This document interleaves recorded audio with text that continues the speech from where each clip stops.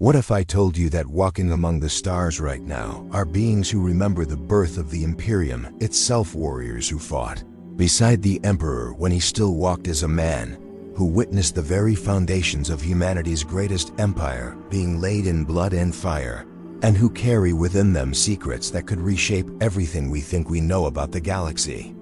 In the grim darkness of the far future, where a single human life is worth less than the bolt round that ends it, where entire worlds burn and billions die without their names ever being recorded, there exist individuals who have defied the one absolute law that governs all mortal existence. They do not age. They do not die. They are the Perpetuals Immortals who have walked through 10,000 years of humanity's bloodiest history, and some who have walked for far, far longer.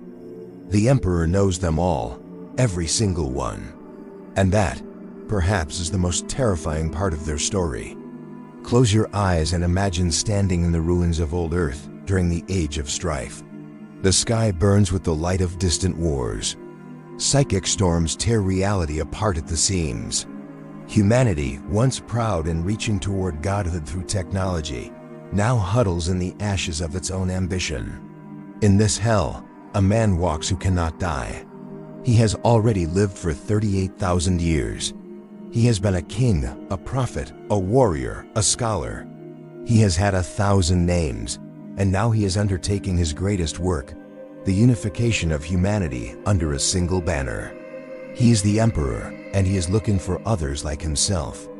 They are out there, scattered across the world and beyond. Some know what they are. Others have only begun to suspect that their continued existence is something more than remarkable luck. And he finds them, one by one, in the dying light of human civilization. The first among them, or perhaps the most significant, is a woman named Erda. She is a Perpetual of extraordinary age, old even by the standards of the Immortal. When the Emperor seeks her out in the ruins of what was once a thriving metropolis, she is not afraid. She has lived too long to fear death, and she knows him. Perhaps she has always known him. The bond between them is ancient, forged in an age when the world was younger and their kind were few. Together, they will attempt something that has never been done before, the creation of the Primarchs, godlike beings crafted from the Emperor's own genetic template, enhanced with powers drawn from the dark places between reality. Erda lends her own essence to this work, her immortal life force woven into the very fabric of these demigods. For a time, she believes in his vision. For a time, she sees what he sees, a united humanity, strong enough to survive the horrors of a galaxy that wants nothing more than to see it destroyed. But belief, even among immortals, is a fragile thing. Somewhere in the void between stars, another Perpetual moves through the decades with quiet purpose. His name is Ollanius Persson, though he has worn so many names that sometimes he forgets which one he started with. He was a farmer once, in the days before the Emperor revealed himself, before the Crusade, before the Imperium. He is a man of simple faith, a Catholic in an age where such things are relics of a forgotten world. He does not want to be part of the Emperor's grand design. He does not want to be a soldier in humanity's endless war. He simply wants to live quietly, to tend his land, to pray, to exist outside the machinery of empire. But the galaxy will not let him. Time and again, fate pulls him back into the current of history. He serves in the Imperial army not out of loyalty to the Emperor, but out of loyalty to the humans beside him, mortal, fragile humans who bleed and die while he continues on. He knows what it costs them to fight, because he remembers what it was like before he became what he is. And perhaps that is why, in the final moments of the Horus Heresy, standing in the throne room of the War Master's battle barge, he will make a choice that defines the difference between mere immortality and true courage. But that moment is still to come. For now, in the early days of the Great Crusade, the Perpetuals remain scattered, and the Emperor keeps his own counsel about what they mean to his plans. Deep in the forges of Mars, in the shadows cast by the red light of the Forge World's dying sun, there is another, Alivia Sureka. She is a warrior, a survivor, a woman who has fought through the long night and emerged hardened like steel in a furnace. The Emperor grants her a purpose. She becomes a guardian of secrets, a keeper of hidden ways. She is stationed on a world that exists half in reality and half in nightmare, watching over pathways that lead to places where mortal minds should never tread. She accepts this duty because she understands something that few others do. The Emperor is not building an empire of glory. He is building a cage to hold back the darkness until humanity is strong enough to survive without him.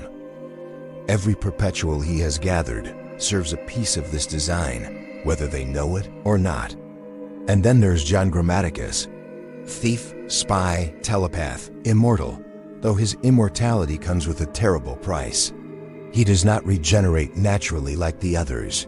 Each time he dies, he must be brought back through arcane means, resurrected by the Cabal, an ancient conspiracy of Xenos races who oppose chaos itself. John is a creature of divided loyalties, a man who has lived so many lives that he no longer remembers which version of himself was real. He works for the Cabal, but he has met the Emperor. He has spoken with the other Perpetuals. He knows that there are forces moving in the galaxy far older than the Imperium, and that the Emperor's plan, for all its grandeur, may not be the only game being played. These are the Immortals. These are the ones who cannot die, bound together by their impossible existence and by the fact that the Emperor knows each of them, has touched their lives, has woven them into the tapestry of his design. Some serve him willingly, others resist. Some, like Erda, will eventually betray him in the most catastrophic way imaginable. But all of them share one truth. They have seen what the Emperor was before he became entombed in gold, before he became the corpse god worshipped by trillions. They remember him as a man brilliant, ruthless, visionary, and perhaps more alone than any being in the galaxy has ever been. Because that is the secret of the Perpetuals. They are not just immortal, they are witnesses. They carry within them the memory of ages, the truth behind the myths, the reality beneath the propaganda. And in a galaxy built on lies, where history is rewritten to serve the needs of the present, they are the ultimate threat to the established order. But here is the question that burns at the heart of their story, the question that the Emperor himself may not be able to answer. What happens when beings who cannot die begin to lose faith in the one who promised them salvation? What happens when immortality becomes a curse rather than a gift? And what choice will they make when the final betrayal comes, not from an enemy, but from one of their own? The betrayal, when it comes, is born not from malice, but from love. Erda stands in a laboratory hidden deep beneath the Himalayan peaks, surrounded by incubation pods that hum with barely contained power. Inside each pod, a Primarch grows perfect genetic creations, the Emperor's sons, humanity's future generals and champions. She looks at them, these children of science and sorcery, and for the first time in thousands of years, she feels something she thought she had forgotten. Fear. Not fear for herself. What does an immortal have to fear? But fear for them. She knows what the Emperor intends. She has seen his grand design laid out in all its terrible glory. These beings, these godlings, will be weapons. They will conquer the galaxy in his name, crush every alien empire, burn every world that will not submit, and when the work is done, they will have known nothing but war. They will be generals without peace, conquerors without kingdoms to rule, fathers to no one because they will have been fathered by ambition itself. And so she makes a choice that will echo through 10,000 years of history. She opens a door. She lets the ruinous powers reach through the veil of reality and snatch the infant Primarchs away, scattering them across the galaxy like seeds in a cosmic wind. She tells herself it is mercy. She tells herself they deserve a chance to be more than instruments of his will. But in the darkest hours of the night that follows, in the centuries of exile and regret that stretch ahead of her, she will wonder if what she felt was love or if it was the first whisper of chaos itself, turning her compassion into the instrument of humanity's doom. The Emperor's rage when he discovers what has been done is biblical in its intensity. mountains shake. The sky tears open with psychic fury, but he does not kill her. Perhaps he cannot. Perpetual life is resilient in ways that even his power cannot fully overcome. Or perhaps, in some buried corner of his vast and terrible consciousness, he understands why she did it. Understanding, however, is not forgiveness. Erda vanishes into the pages of history, hiding herself among the teeming billions of humanity, just another face in an endless crowd, waiting for a reckoning she knows must eventually come. But the other Perpetuals continue their paths, unaware of what she has done, or perhaps choosing not to see the connections between that single act and the horrors that will follow. The Great Crusade launches with the Emperor at its head, and scattered across the fleets and armies of this vast undertaking are immortals who serve without revealing what they truly are. They watch as the Primarchs are found, one by one, recovered from the worlds where chaos cast them. They watch as these sons, stolen and returned, take up their father's banner and burn entire civilizations to ashen humanity's name. And some of them begin to question whether the Emperor's vision of unity is worth the rivers of blood required to achieve it. Damon Prytanis, another Perpetual whose name is whispered only in the oldest records, serves as a fleet officer during the early Crusade. He is competent, efficient, and utterly unremarkable, which is exactly how he prefers it. Immortality has taught him the value of anonymity. He has seen empires rise and fall. He has watched ideologies consume themselves in fire. He knows that the truly dangerous moments in history are the ones where everyone believes they are building something permanent. The Imperium, for all its grandeur, carries within it the seeds of its own destruction. He can see them growing even now in the pride of the Primarchs, in the Emperor's increasing distance from the mortals he claims to save, in the fanatic devotion of warriors who cannot imagine that their god might be fallible. Damon says nothing. He does his duty. And he waits, because time is the one resource he has in infinite supply. On distant Calth, Ollanius Persson tends his farm between deployments, his hands working soil that has been turned by 1,000 generations of farmers before him. His neighbors do not know he is immortal. They know him only as All, a veteran who survived campaigns that killed most of his unit, a quiet man with sad eyes who sometimes stares at the horizon as if he can see something beyond it. His faith sustains him, prayers whispered in Latin, a language most of humanity has forgotten, to a god whose worship is now forbidden under the Imperial truth. The Emperor preaches that there are no gods, only the untapped potential of the human mind. But All knows better. He has lived long enough to know that the universe is full of things that exist whether humans believe in them or not. And he knows that the Emperor's denial of the divine is not atheism, but rather the ultimate act of hubris, rejection of all gods because he intends to become one himself. The irony is almost unbearable. The Emperor, who denies divinity, is worshipped as divine by the very people he claims to enlighten. The Imperial truth is already dying, even as the Crusade spreads it across the stars, replaced by a faith the Emperor never intended to create. And Ollanius, a simple believer in an ancient creed, can see the tragedy unfolding with the clarity that only immortal perspective provides. But the galaxy cares nothing for irony or tragedy. It simply continues its brutal turn. Years pass, decades. The Great Crusade reaches its zenith. Hundreds of worlds burn in the crucible of compliance. Humanity's empire grows fat on conquest. And then, in the temples of a world called Davin, everything begins to fall apart. The War Master Horus, greatest of the Primarchs, most beloved of the Emperor's sons, falls to chaos. The corruption spreads like poison through his veins, turning his love for his father into hatred, his ambition into rage. He gathers half the legions to his banner and turns them against the Imperium they built. The galaxy erupts into civil war, brother against brother, legion against legion, the Imperium tearing itself apart with a ferocity that makes the Great Crusade look gentle by comparison. And the Perpetuals, scattered across this burning galaxy, each make their choice about where they stand in the war that will define humanity's fate. John Grammaticus, pulled between the manipulations of the Cabal and his own fractured sense of identity, moves through the shadows of the conflict, assassinating targets, stealing secrets, dying and being reborn again and again until he barely remembers what it felt like to fear death.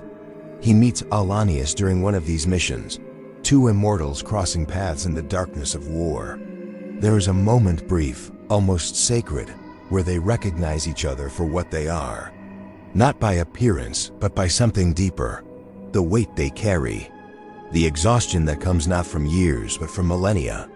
John asks All why he continues to fight when he could simply walk away, hide until the war ends, survive as their kind always does. All's answer is simple, because someone has to stand between the innocent and the blade.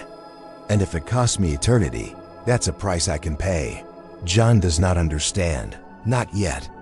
But he will remember those words when the final moments come. Alivia Sureka guards her secrets through the heresy, watching the pathway she protects as demons claw at the barriers between worlds.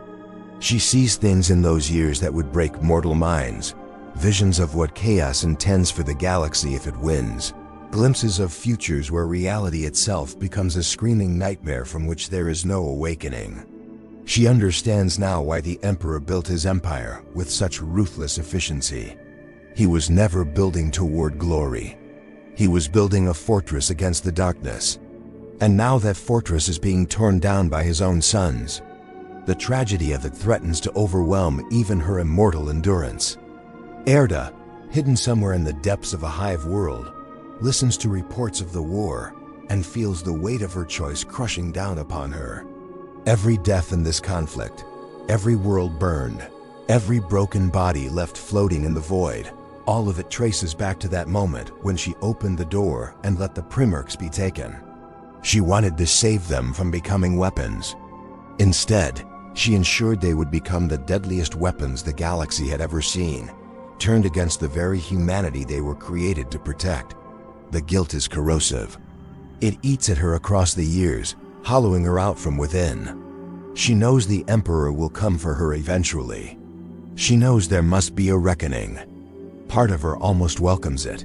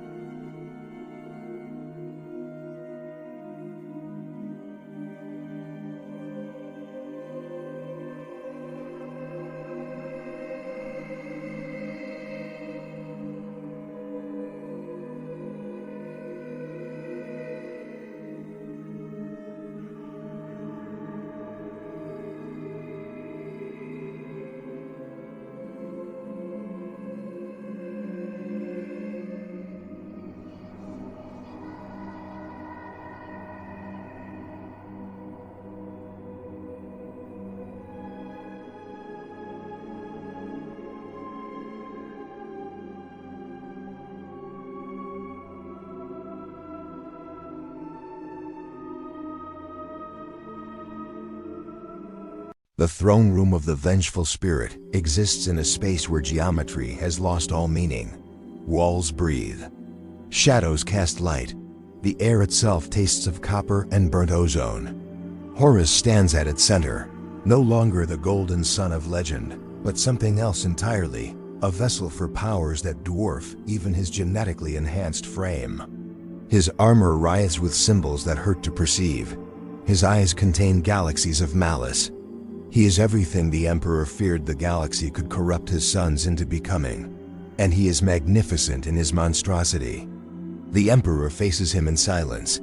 There are no words left between them. Everything that could be said was said on Davin, on Istvan, in 1,000 bitter arguments across the years of the Crusade, when Horus began to question, and the Emperor refused to explain.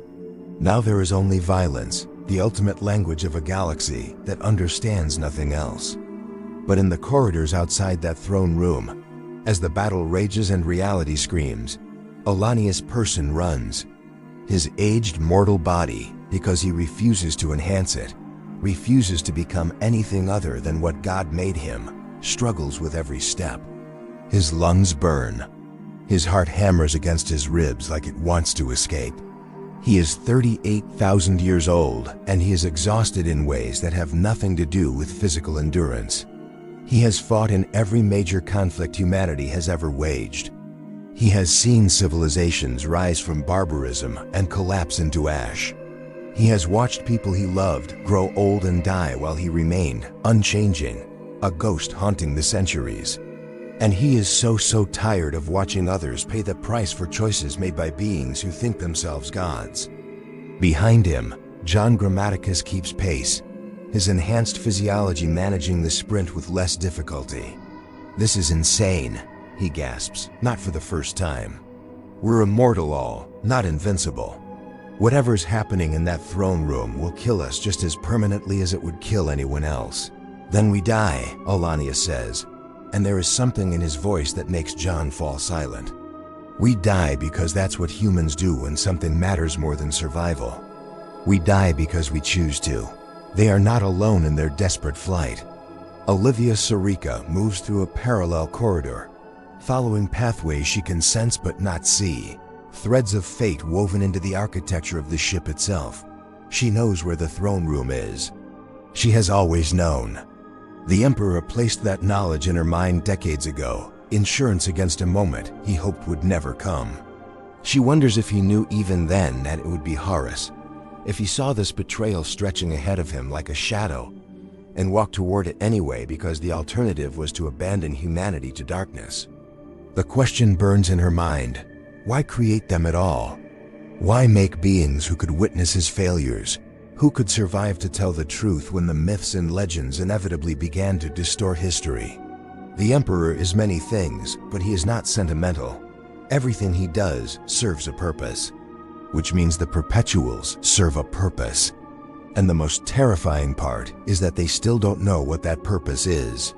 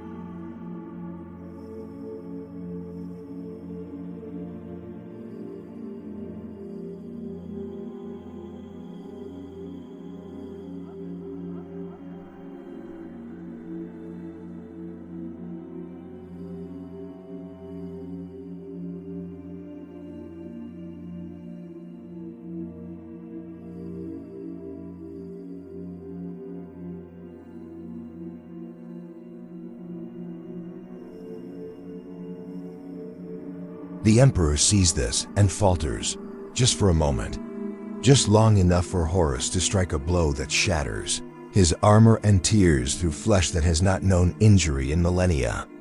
Golden blood psychically charged, impossibly precious spatters across the floor, and each drop burns like a miniature sun. The Emperor falls, Not dead, not yet, but wounded in ways that will never fully heal. And Horus raises his claw for the killing stroke, tears streaming down his corrupted face, screaming silently for his father to fight back, to end this, to release him from the prison of his own damnation. This is the moment when Ollanius Persson throws open the door to the throne room and steps inside. He is a grain of sand in a hurricane. He is a candle flame standing against a supernova. He is nothing and no one, a single mortal human with a wooden cross and a faith that the galaxy has spent 10,000 years trying to kill. And he places himself between the Emperor and the War Master's descending blow. Time does something strange. Perhaps it is the Emperor's power leaking out from his broken body. Perhaps it is the concentrated attention of every Chaos God, focused on this single moment of ultimate triumph. Or perhaps it is simply that some moments are so pivotal that reality itself pauses to witness them. Ollanius looks up at Horus, and the War Master looks down at him, and between them passes a recognition that transcends words. Horus knows what he is looking at, a Perpetual. One of his father's immortal servants, one of the witnesses to the ages. And he understands that if he kills this man, if he exterminates this infinite life to reach his father, he will be crossing a threshold from which there can be no return. He will be proving that he is exactly what the Emperor always feared he might become, a butcher of innocence, a monster who murders hope itself. Please, Ollanius whispers, though whether he is speaking to Horus or to God or to the universe itself is unclear. Please, it doesn't have to be this way. Horus's claw descends. And Ollanius Persson, who has lived for 38,000 years, who has seen the birth and death of civilizations, who has survived plagues and wars and the collapse of the human federation, dies, utterly, completely. His immortality means nothing against a blow charged with the power of all four chaos gods. His soul is not just extinguished, it is annihilated, erased so thoroughly that not even the echo of his existence remains. He is gone as if he never was. The wooden cross falls from his hand and clatters to the floor, somehow intact, a tiny fragment of faith surviving the obliteration of the man who carried it. And the Emperor, watching his ancient friend die to protect him, feels something he has not felt in 10,000 years of existence. He feels rage. Not the cold, calculating anger of a general watching a plan fail. Not the disappointment of a father betrayed by a son. But pure, incandescent, human fury at the senseless waste of it all. Everything he built was meant to prevent moments like this. All the conquests, all the sacrifices, all the terrible decisions he made in the name of humanity's survival. It was all to stop people like Ollanius from having to die pointlessly in throne rooms, fighting battles they should never have had to fight. What happens next is not a battle, it is an execution. The Emperor rises, his body broken, but his will absolute, and he pours the full measure of his psychic might into Horus. Not to kill him, he could have done that at any point, but to burn away every last trace of chaos corruption, to sear clean every tainted cell, to purge his son so completely that there is nothing left. Horus's body disintegrates under the assault, but in the final moment before obliteration, his eyes clear.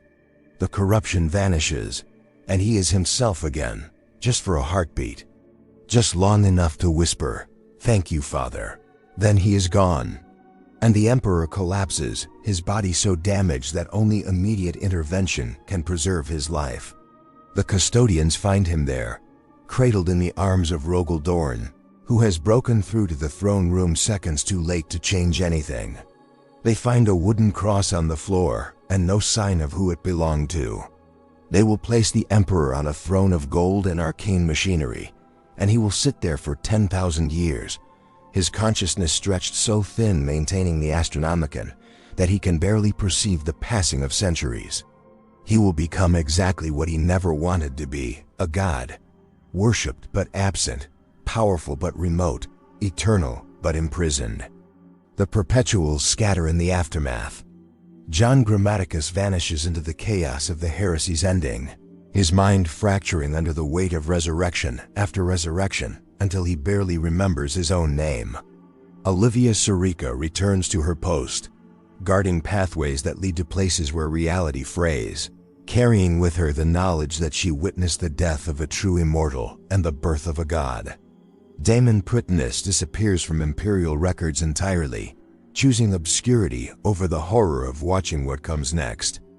And Erda, hiding in the shadows of a hive world billions of miles away, feels the moment of Ollanius' death like a physical blow.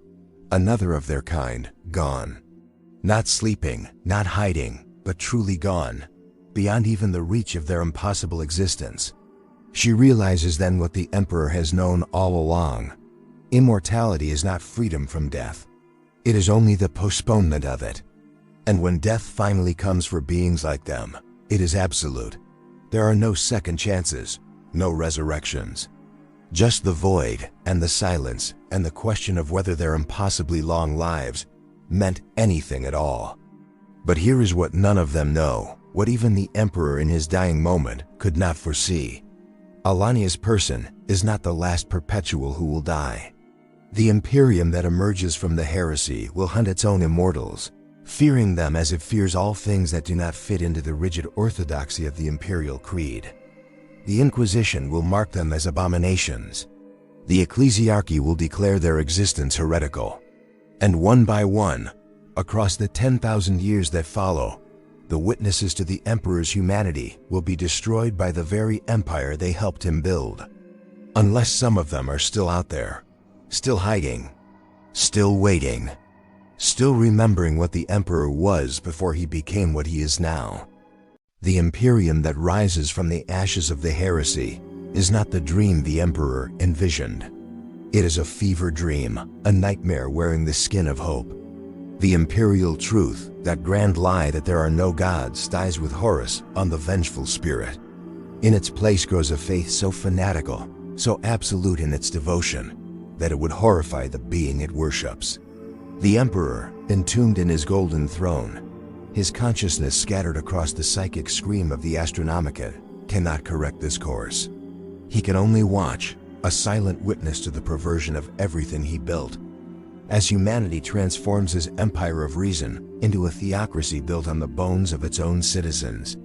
And the Perpetuals, those ancient witnesses who remember when he walked among mortals, become the Imperium's most dangerous secret. Not because they pose any threat. What could they do against the machinery of a galaxy-spanning empire? But because they remember. They remember that the Emperor was a man. They remember his failures, his doubts, his humanity. And in an Imperium that demands absolute faith in his divinity, memory itself becomes heresy. The first hunts begin within a century of the siege's end. Not organized, not systematic, but terrifying in their inevitability. An inquisitor on a backwater world receives a report of a man who has not aged in 3 generations. An investigation begins, questions are asked, records are examined. And then, one night, sanctioned psychers surround a humble dwelling and unleash powers designed not just to kill but to obliterate, to destroy soul and body so completely that even immortality cannot recover. The man screams once, and then there is nothing. The Inquisitor files a report about eliminating a potential chaos-touched mutant. The name of the dead immortal is lost to history, one more casualty in an empire built on uncounted trillions of casualties. This pattern repeats, again and again. Across centuries, across sectors, the Perpetuals die in shadows and silence. Some go down fighting, taking entire inquisitorial strike teams with them in displays of skill honed over millennia. Others simply vanish one day, never to be seen again, their fates unknown even to their own kind. The hunters don't always know what they're hunting. They see anomalies, aberrations, things that don't fit the Imperium's rigid categories of acceptable human existence. And the Imperium's solution to things that don't fit has always been fire and faith. Damon Prytanis survives the first 1,000 years by becoming invisible. He moves from world to world, never staying anywhere long enough to form connections, never allowing himself to care about the mortals whose brief lives flicker past him like candle flames. He takes menial jobs: dock worker, hab unit maintenance technician, agricultural laborer positions where no one looks closely at documentation, where one more laborer among billions attracts no attention. He watches the Imperium's decay with the weary eyes of someone who has seen this all before. The increasing corruption, the bureaucratic ossification, the way faith curdles into fanaticism and tradition hardens into tyranny. He has seen Rome fall. He has seen the age of strife consume humanity's first great federation. And he sees the same patterns here, written in a larger hand across a galactic canvas. But even invisibility has limits. In the 34th millennium, on a mining world whose name he will never learn, his supervisor notices something odd. Damon has been working the same shift for 60 years, and while his papers claim he's only 35, there's something about his eyes.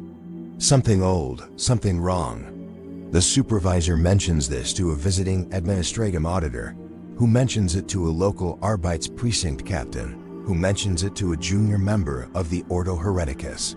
3 months later, Damon wakes to find his hab unit surrounded. He doesn't fight.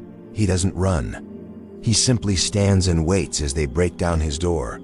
And when the psychers begin their work, he closes his eyes and thinks of all the other Perpetuals who have died like this, erased from existence by an empire too afraid to let them live. But he doesn't die. At the last moment, something intervenes. A figure in power armor marked with symbols he doesn't recognize, moving with speed that seems impossible even for an Astartes. The psychers are dead before they can scream. The inquisitorial team follows seconds later, and Damon finds himself staring at his rescuer, trying to understand what he's seeing. The armor is ancient, pre-heresy, lovingly maintained but showing signs of 10,000 years of use. And the face behind the helmet, when it's removed, is scarred and hard and impossibly old in a way that has nothing to do with physical age.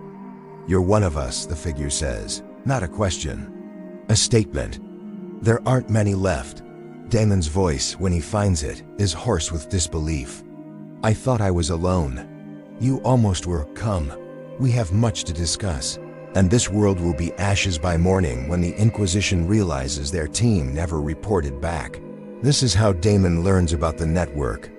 A scattered, paranoid collection of Perpetuals who have survived by helping each other evade detection, sharing information about inquisitorial movements, warning each other when the hunters get too close. There are perhaps 30 of them left in the entire galaxy. 30 immortals out of the hundreds who once walked alongside the Emperor. 30 witnesses to a history the Imperium desperately wants to forget. They don't have a central leadership. They don't have a plan. They simply survive one day at a time, waiting for something they cannot name.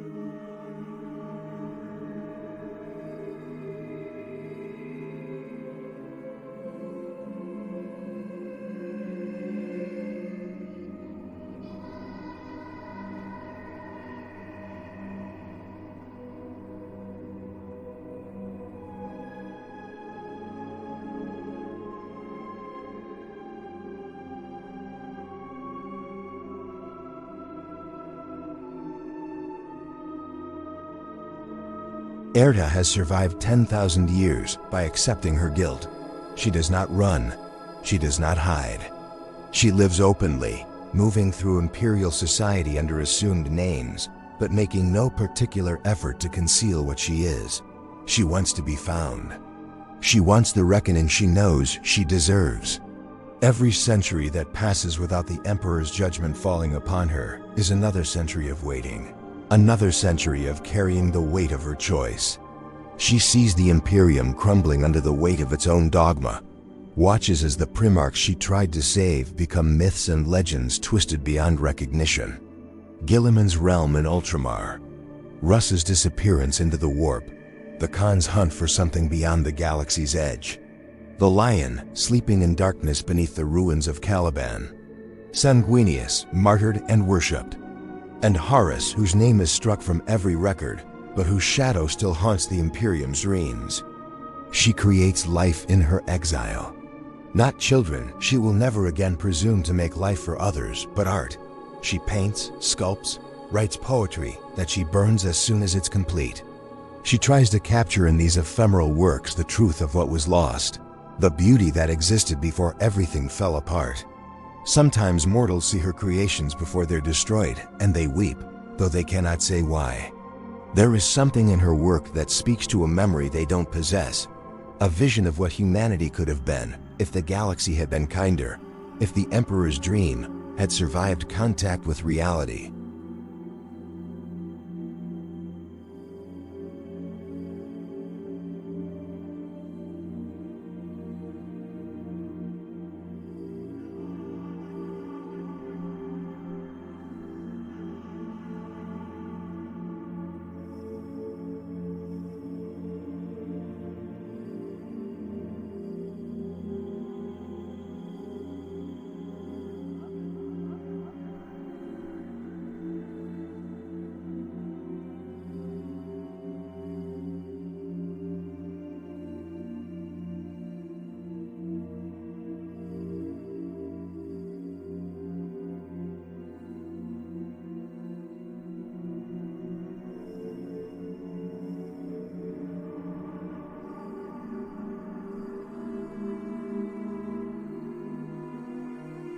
Unless there is another way. You helped create the Primarchs, the Space Marine says. You gave your essence to their making. That makes you capable of something no one else in the galaxy can do. You can anchor the Astronomicon. You can take his place. Erda stares at him, understanding slowly dawning. This is why she's still alive. This is why the Inquisition, for all its hunts, never quite found her. The Emperor has been protecting her, even from his golden cage, even across 10,000 years of betrayal and guilt. He has kept her alive because he knew this moment would come, because he always knows, because he plans in timescales that make even perpetual life seem brief. I won't survive it, she says. It's not a question. No, the throne will kill you just as surely as it's killing him, but it will buy time, decades, perhaps centuries. Long enough for the Imperium to find another solution, or to die with dignity instead of chaos. And if I refuse? The Space Marine is silent for a long moment. Then you will watch humanity die knowing you could have saved it, just as you watch the Primarchs scatter knowing you could have prevented it. This is your chance at redemption, Erda. Your chance to finally, after all these millennia, do what you intended from the beginning, save them. She asks for time to consider. The Space Marine grants her a single night, and Erda spends that night walking through the hab levels of the Hive City where she's been living, looking at the faces of mortals who have no idea their entire existence hangs in the balance. Children playing in the streets, couples arguing over trivial matters, an old woman feeding scraps to mutant rats, humanity in all its mundane, ugly, beautiful reality. They are why she betrayed the Emperor.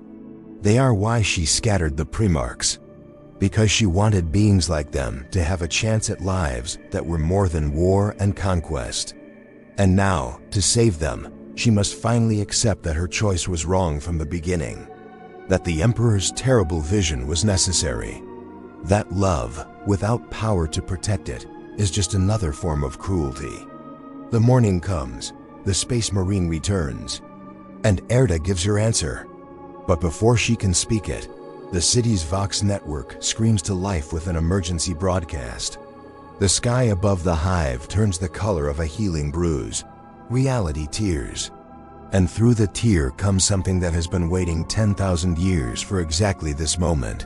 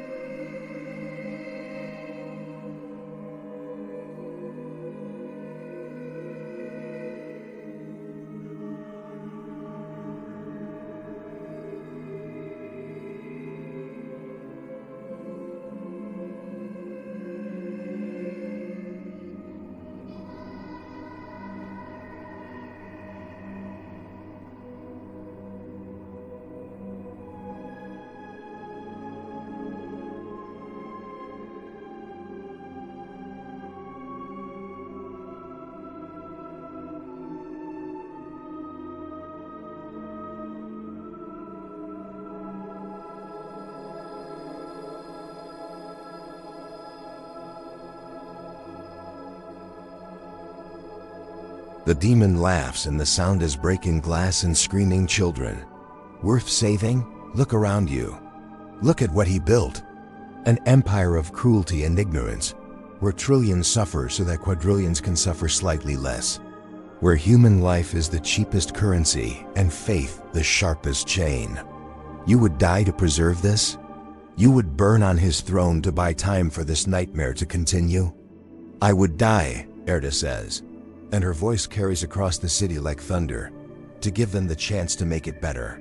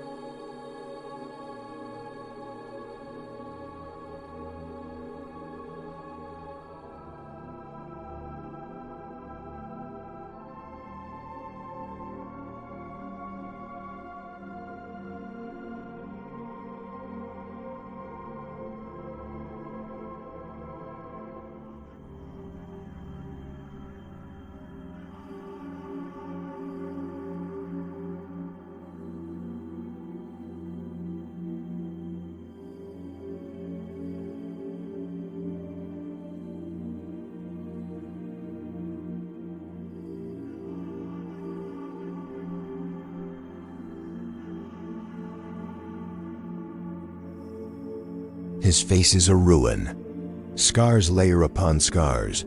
Flesh rebuilt so many times that the original features are lost beneath the patchwork. But his eyes are old in a way that transcends physical age. and Erda recognizes him.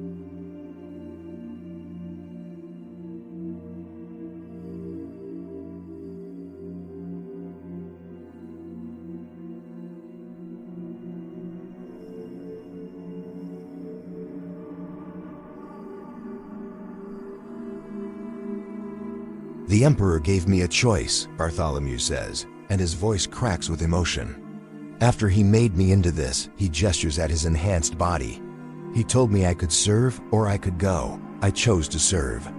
Not because I believed in his vision without question, but because I believed someone needed to remember what he was trying to prevent. Someone needed to carry the memory of why he made the choices he made, even when those choices seemed monstrous.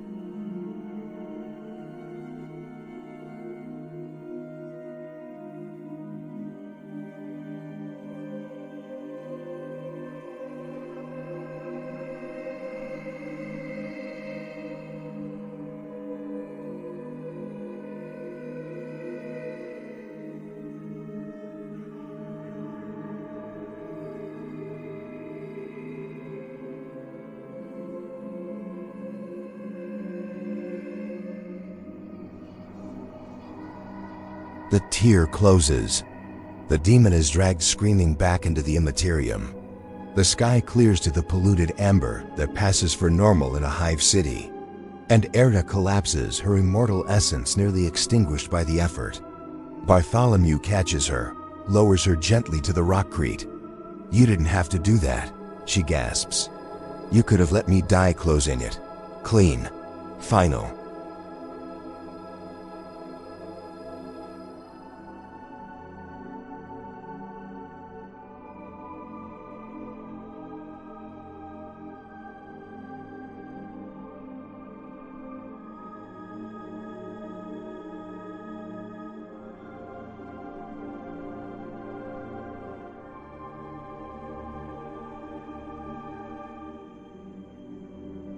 The Emperor, Bartholomew interrupts gently, has been dying for 10,000 years.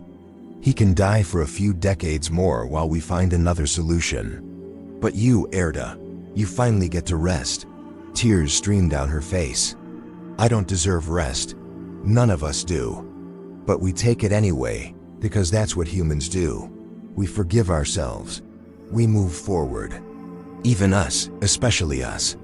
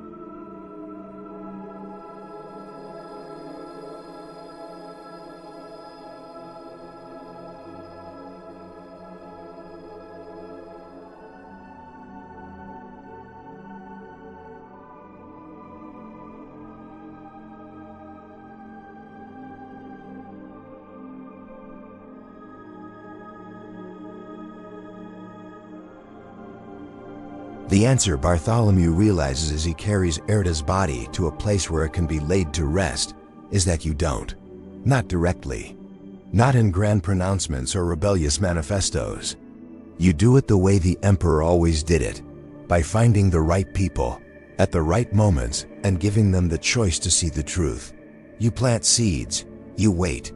You trust that humanity, for all its capacity for cruelty and stupidity, also has a capacity for growth.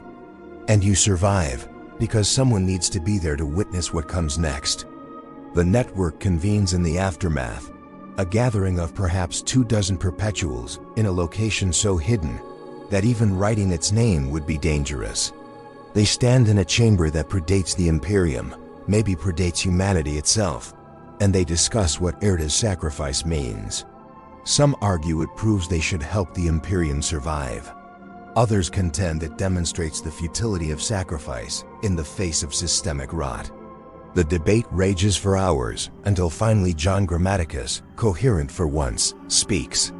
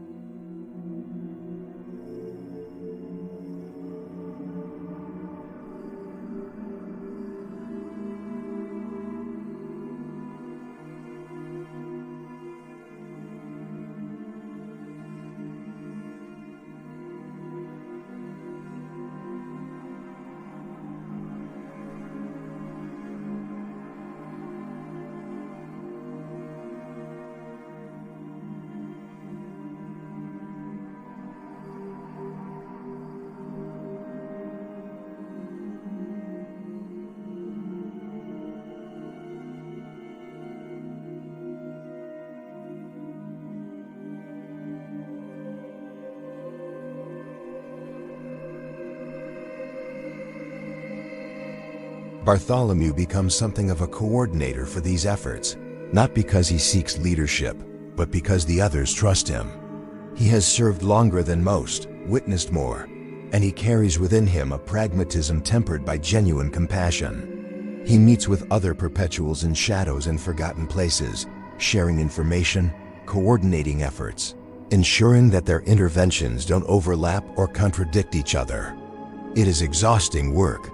It is often thankless, and it will take centuries to show results, if it shows results at all.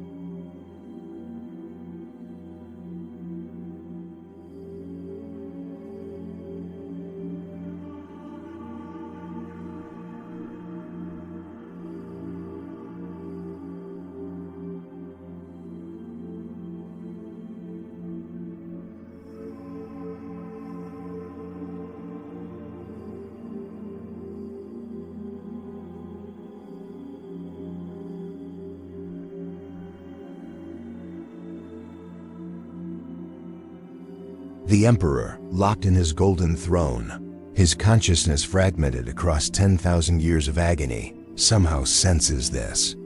In the rare moments when his awareness coalesces enough to perceive reality beyond the Astronomican scream, he reaches out to the Perpetuals who continue his work in ways he never anticipated. He cannot communicate clearly anymore.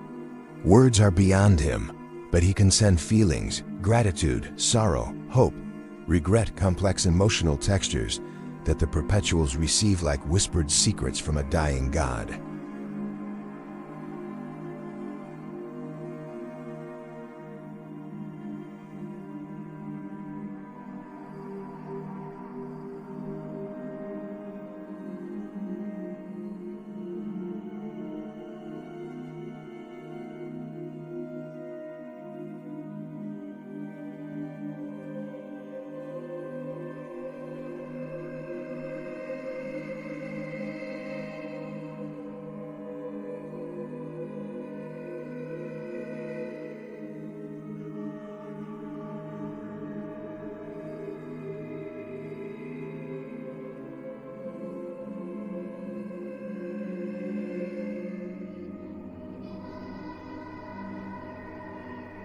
The revelation is devastating and beautiful in equal measure. It reframes everything. Every moment of suffering, every choice that seemed cruel, every sacrifice that appeared meaningless, all of it was made by a being who knew it would not be enough, who understood his own failure was inevitable, but who tried anyway because the alternative was unthinkable. The Emperor gambled with the fate of the species, and he lost. But in losing, he created the conditions for something else to grow. Something slower, more organic, less perfect, but perhaps more resilient because it emerges from the choices of many rather than the vision of one. This is what the Perpetuals carry forward. Not the Emperor's dream that died on the vengeful spirit along with Horus and Ollanius Persson, but the possibility that dreams can evolve, that failure can contain the seeds of unexpected success, that even in the grim darkness of the far future, hope remains a choice available to those brave enough to make it. Bartholomew, in his 400th year of coordinating the Perpetual network, receives a message from an unexpected source. It is encoded in methods that predate the Imperium, delivered through channels that shouldn't exist. The message contains 3 words: "He is proud." There is no signature, no indication of who sent it, but Bartholomew knows. Somewhere in the fragmentary consciousness of the Emperor, in a moment of clarity between eternities of suffering, he reached out. And that simple message, those 3 words, are worth more than all the grand pronouncements and official commendations ever issued in his name. The Perpetuals continue their work. They will continue it long after every human currently alive has turned to dust. They will continue it through the fall of the Imperium, if that fall comes, and through whatever rises from its ashes. Because they understand now what immortality truly means. It is not freedom from death, but responsibility to life. It is not the accumulation of power, but the patient stewardship of possibility. It is the choice, made over and over across millennia, to believe that tomorrow can be better than today, even when every piece of evidence suggests otherwise. And perhaps that is the final truth about the Perpetuals, the answer to the question posed at the beginning of this long and terrible story. What happens when beings who cannot die begin to lose faith? They rediscover it. Not in grand visions or absolute certainties, but in small acts of kindness, in stubborn persistence, in the refusal to let cruelty have the final word. They learn that faith is not belief in inevitable victory, but commitment to necessary struggle. That hope is not optimism about outcomes, but dedication to process. That immortality, that terrible gift, becomes bearable only when it is spent in service of those whose lives are brief and precious, exactly because they end.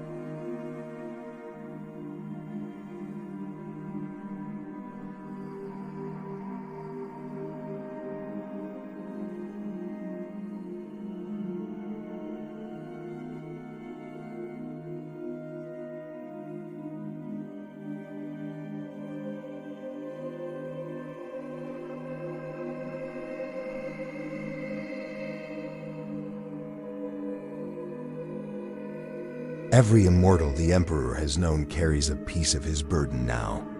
And in carrying it together, they make it bearable.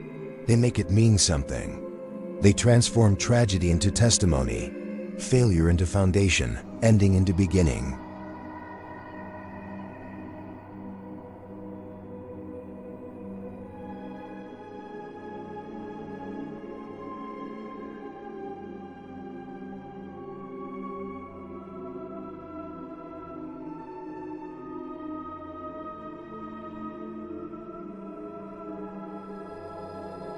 The Emperor knew this. He has always known this. And the Perpetuals, his oldest companions and fiercest critics, finally understand why he could never simply tell them. Some truths can only be learned through living them, through suffering and sacrifice, and the slow accumulation of wisdom across ages. Some truths can only be carried by those who have time enough to bear their weight. In the grim darkness of the far future, there is more than war. There is memory. There is witness. There is the quiet defiance of beings who refuse to let death have dominion over meaning. And as long as even one Perpetual remains, as long as even one Immortal carries the truth of what the Emperor was before he became a god, humanity retains the possibility of becoming what it was always meant to be. Not perfect, but persistently, stubbornly, impossibly human.